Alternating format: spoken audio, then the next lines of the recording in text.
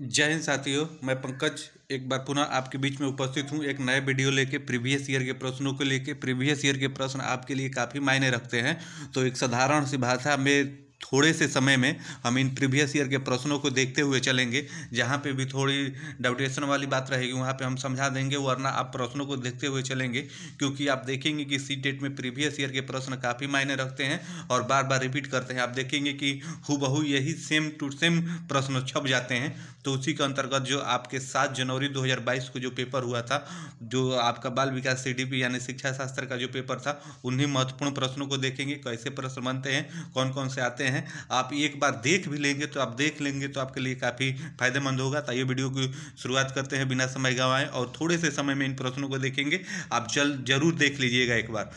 तो यहाँ पे पहला प्रश्न देखेंगे, पहला ही प्रश्न देखेंगे कथन निष्कर्ष से। कथन निष्कर्ष आप देखेंगे आपके प्रश्न हर शिफ्टों में 1 से 2 बनेंगे, तो कथन निष्कर्ष पे आपका पकड़ अच्छा होना चाहिए, तब आप आसानी से 1 से 2 नंबर गेन कर जाएंगे। तो पहले प्रश्न को इसमें बात करें तो देखेंगे कथन में कहा है कि एक बच्चा 11 महीने चलना सीखता है, 11 महीने में चलना सीखता है, जबकि दूसरा 15 महीने में चलना सीखता है। और वही कारण में इसके देखेंगे, व्यक्तियों के विकास विभिन्न दरों पर होता है और सही विकल्प को चुने। आप इन दोनों कथनों पे विचार करेंगे और उसके बाद जो आपके विकल्प दिए हैं उसके हिसाब से आप आंसर लगाएंगे। तो विकल्प के आप देखेंगे तो प्रत्येक बच्चा का जो आपका चलना सीखना है अलग अलग स्टेजेस में सीख सकता है, तो अर्थात पहला भी विकल्प आपका सही है। और दूसरे विकल्प की बात करें तो भिन्न भिन्न दरों पे होता है व्यक्तियों का विकास, तो ये भी सही है। और देखेंगे कि विकास में ही आपका वो चलना आ जाएगा, तो इसलिए आप देखेंगे जो आपका आर सही व्याख्या एक ही करता है, तो अर्थात इसमें आपका पहला ही जो ऑप्शन दिया हुआ है कि ए और आर दोनों सही है, आर सही व्याख्या करता है एक ही, ये प्रश्न आपका सही हो जाएगा। कथन निष्कर्ष से आपके प्रश्न बनते हैं, आप इसे अच्छे से अपनी इस पर पकड़ बना लीजिएगा, समझ लीजिएगा। आइए बिना समय गंवाए दूसरे प्रश्न को देखते हैं। तो दूसरे प्रश्न में देखेंगे आपसे पूछा है कि विकास निम्न में से किस पर निर्भर करती है, आपको ये बताना है। आनुवंशिकता बनावट पर निर्भर करती है, भौतिक कारण पर निर्भर करती है, सामाजिक सांस्कृतिक कारण पर निर्भर करती है। तो जो आप देखेंगे विकास ये तीनों महत्वपूर्ण कारणों पर निर्भर करती है, तो जिसमें ये तीनों रहेंगे वही आपका विकल्प सही होगा। तो आप चौथे में देखेंगे ये तीनों दिया हुआ है, तो आपका ये विकल्प सही हो जाएगा।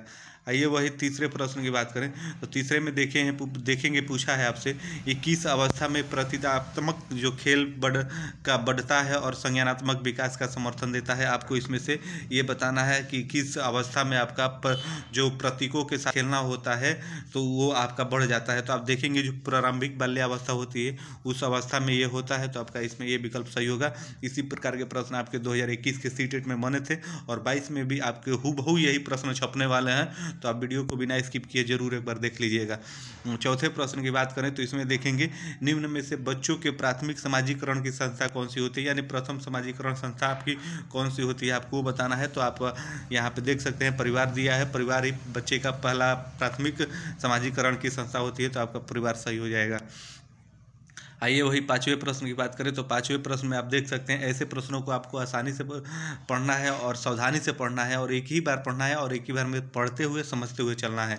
तो एक 5 वर्ष की बच्ची यह तर्क करने में विफल रही है कि जब पानी को एक लंबे और संकीर्ण गिलास से एक चौड़े बर्तन में स्थानांतरित किया जाता है तो पानी की मात्रा समान रहती है। पियाजे के अनुसार इसका क्या कारण है, आपको उसका वो कारण बताना है कि किस कारण के तहत आप ऐसा बच्ची करती है। तो आप देखेंगे प्रवृत्ति सोच नहीं रख पाती है इसलिए उसका ऐसे करती है, तो आपका पहला विकल्प आपका इसमें सही हो जाएगा। आइए वही अगले प्रश्न की बात करें तो अगले प्रश्न में देखेंगे ले वाइगोस्की से जुड़ा हुआ ये प्रश्न है। ले वाइगोस्की काफ़ी महत्वपूर्ण मनोवैज्ञानिक है, यहाँ से प्रश्न आपके प्रत्येक सीट में छपेंगे ही छपेंगे। तो ले वाइगोस्की का हमने वीडियो अलग से डाला हुआ है, आप वहाँ पे देख लीजिएगा। ले वाइगोस्की के सिद्धांत के अनुसार हमारी संज्ञानात्मक संरचनाओं की बनावट व हमारी संज्ञानात्मक प्रतीकों में प्रतिक्रियाओं में बदलाव किसके द्वारा होता है, आपको इसमें से ये बताना है। तो आप देखेंगे कि ले वाइगोस्की की जहाँ पे बात आ जाए और जहाँ पे भी सांस्कृतिक सामाजिक जुड़ा हुआ हो तो वही होगा। तो यहाँ पे देखेंगे सांस्कृतिक उपकरण दिया हुआ है, तो आपका विकल्प इस प्रकार से ये सही हो जाएगा। टैग वर्ड वाली वीडियो अभी तक आपने नहीं देखी है तो हमारे चैनल का टैग वर्ड वाला वीडियो आप जाके देख लीजिएगा, उससे आपके काफ़ी प्रश्न हल हो जाएंगे, आप अगर थोड़ा पढ़े भी नहीं रहेंगे तो। आइए अगले प्रश्न को देखते हैं तो देखिए एक और प्रश्न वाइगोस्की से आ गया।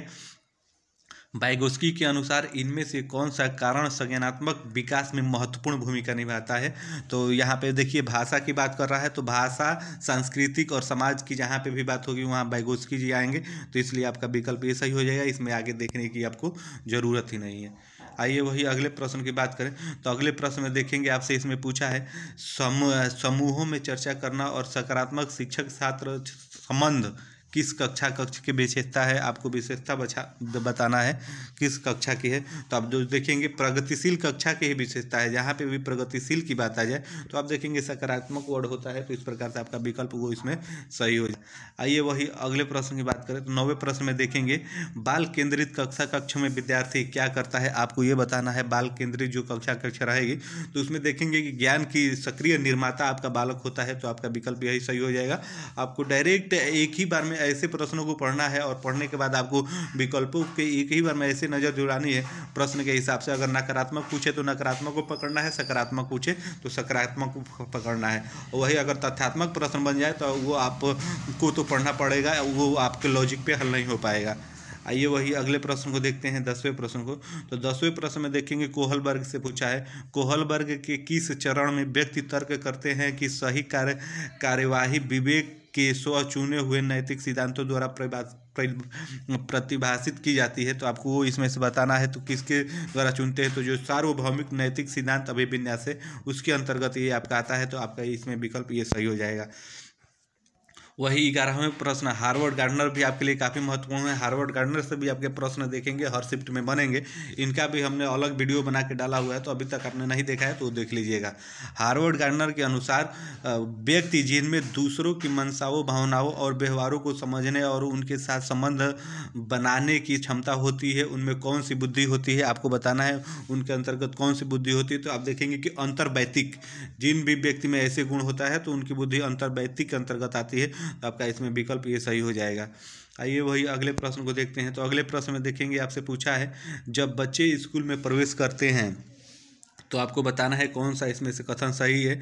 उन्हें अपनी मातृभाषा में बोलने की अनुमति दी जानी चाहिए क्योंकि अभिव्यक्ति महत्वपूर्ण है। देखिए आगे पढ़ने की जरूरत ही नहीं है, पहला ही विकल्प आपका तगड़ा दिया हुआ और पॉजिटिव दिया है और सही दिया है, क्योंकि जहाँ पे भी मातृभाषा की बात आ जाए तो बच्चे के परिप्रेक्ष्य में वो आपका विकल्प सही होगा, तो इसमें आपका पहला विकल्प सही हो जाएगा।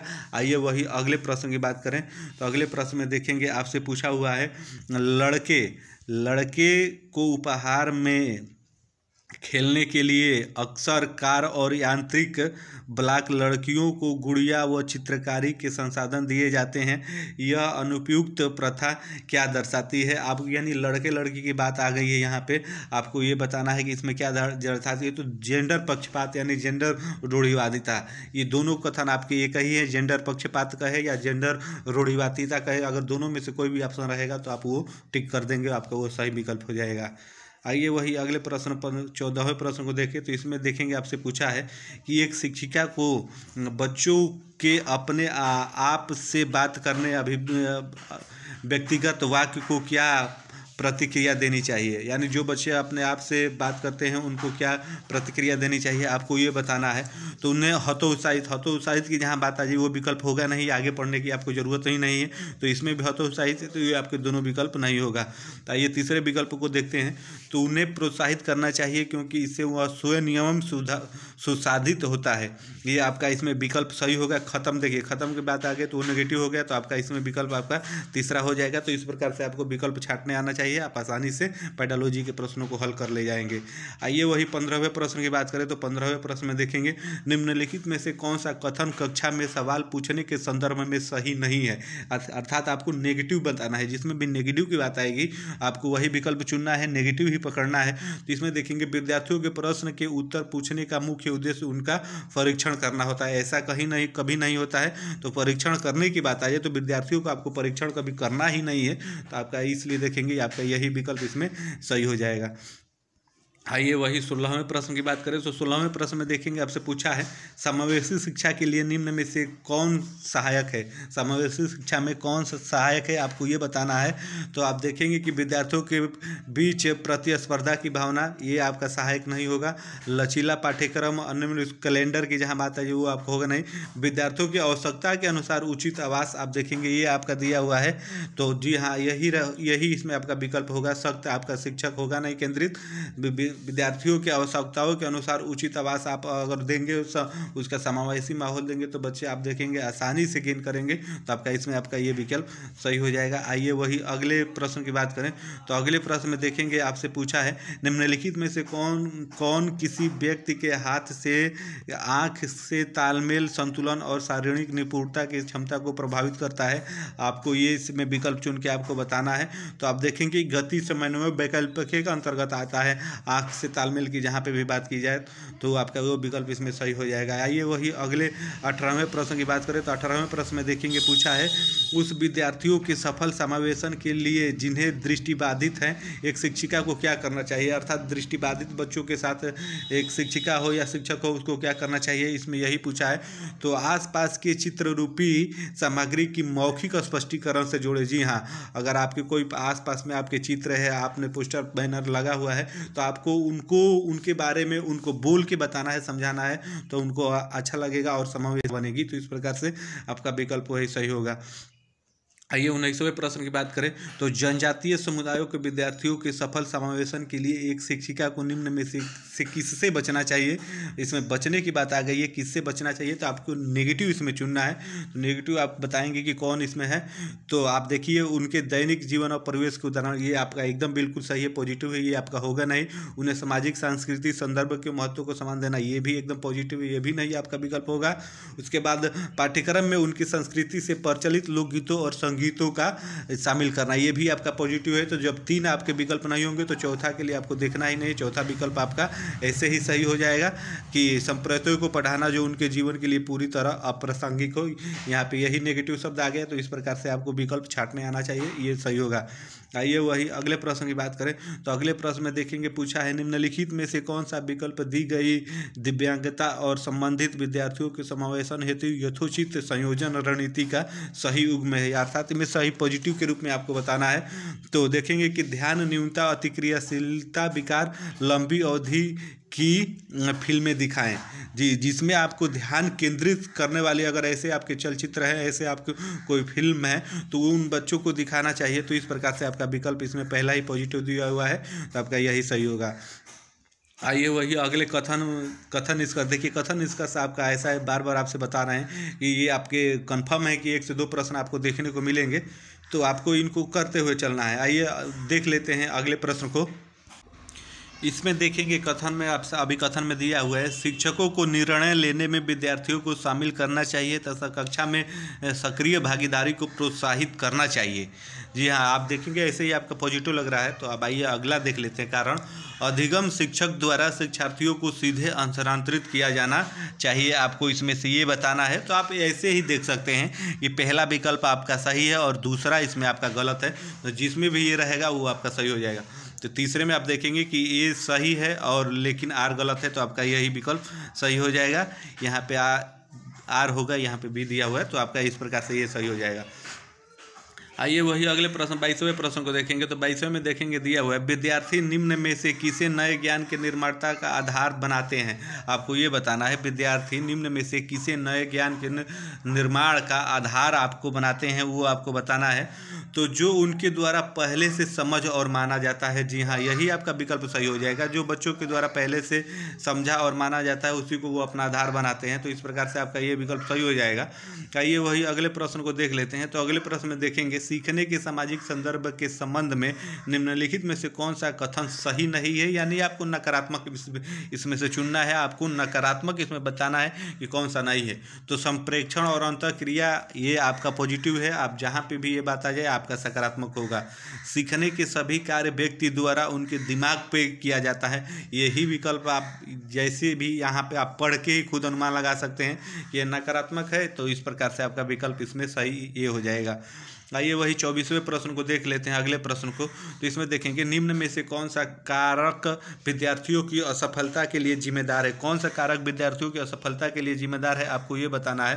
तो असंदर्भित पाठ्यक्रम, जी हाँ, पहला ही विकल्प इसमें आपका पढ़ते ही आपको समझ में आना जाना चाहिए कि बच्चे के संदर्भ में आपका पाठ्यक्रम होना चाहिए। जब असंदर्भित कर देंगे तो बच्चा असफल होगा ही होगा। तो इस प्रकार से आपका ये विकल्प इसमें सही हो जाएगा। आइए वही अगले प्रश्न को देख लेते हैं। तो प्रभावी अधिगम के लिए शिक्षार्थी की भागीदारी आवश्यकता होती है, आपको बताना है प्रभावी अधिगम के लिए शिक्षार्थी की। तो जहाँ पे भी सक्रिय बच्चा होना चाहिए, तो आपका यही विकल्प इसमें सही हो जाएगा। आगे देखने की आपको ज़रूरत ही नहीं पड़ेगी। अभी संज्ञानात्मक कौशल आपको बताना है क्या होता है इसमें 26वें प्रश्न में। तो आप इसमें देख सकते हैं चिंतन और अधिगम को नियमित करते हैं। तो पहला ही विकल्प आपका सही है। आगे इसमें भी आपको देखने की जरूरत नहीं है। तो आप देखेंगे कि इसी प्रकार के प्रश्न आपके 2021 के सीटेट में बने थे, और इन प्रश्नों को आप एक बार वीडियो को बिना स्किप हुए सरसरी निगाह से भी देख लेते हैं तो आप देखेंगे कि आप काफ़ी अच्छा कर जाएंगे पेपर में। आइए वही अगले प्रश्न को देखते हैं। तो अगले प्रश्न में देखेंगे, आपसे पूछा है कि अधिगम एवं सूचना प्रसारण के संवेगों एवं प्रवृत्तियों के संबंध किस प्रकार का है, आपको ये बताना है। इसमें संवेग को स्थापित करने की जरिया आपको बताना है कि किस प्रकार का है। तो आप पहला देखेंगे विकल्प, अधिगम एवं सूचना प्रसारण संवेगों के काफ़ी हद तक प्रभावित करते हैं, ये तो विकल्प सही है, ऐसा होता है। उसके बाद नहीं, तो नहीं नकारात्मक हो गया, ये कभी होगा नहीं। उसके बाद संक्रात्मक संवेग अधिगम सूचना प्रसारण नकारात्मक आ गया, ये भी आपका नहीं होगा। नकारात्मक आ गया, ये नहीं होगा। तो इस प्रकार से आपका विकल्प पहला ही इस प्रकार से ये सही हो जाएगा। ऐसे आपको छांटने आना चाहिए। आइए वही अगले प्रश्न को देख लेते हैं। तो अगले प्रश्न में देखेंगे, पूछा है एक विद्यार्थी कुछ संप्रत्ययों के बारे में अपनी जिज्ञासा को संतुष्ट करने के लिए किताबें पढ़ रही है। यह किस तरह के लक्ष्य का उदाहरण है, आपको वो किस तरह का लक्ष्य है आपको वो उदाहरण बताना है। तो आप देखेंगे महारत हासिल करने की दिशा में वो उन्मुक्त हो गई है बच्ची। तो आपका पहला ही विकल्प आपका इसमें सही हो जाएगा। तो आप देखेंगे कि इस प्रकार के प्रश्न आपके प्रीवियस ईयर में बाल विकास एवं शिक्षा शास्त्र यानी CDP के अंतर्गत बने थे। काफ़ी आसान प्रश्न बने थे। अगर एक बार आप प्रेजेंट ऑफ माइंड अपना अच्छा रखते हैं, सही रखते हैं और पॉजिटिव वे में पढ़ते हुए प्रश्नों को हल करते हैं तो आप आसानी से इसे हल कर लेंगे। तो इसी प्रकार से आपको करना है। तो कैसी लगी वीडियो आप कमेंट करके ज़रूर बताइएगा। तब तक मिलते हैं आपसे नेक्स्ट वीडियो में नए प्रीवियस ईयर के प्रश्नों को लेकर। तब तक के लिए आप सभी को धन्यवाद। जय हिंद।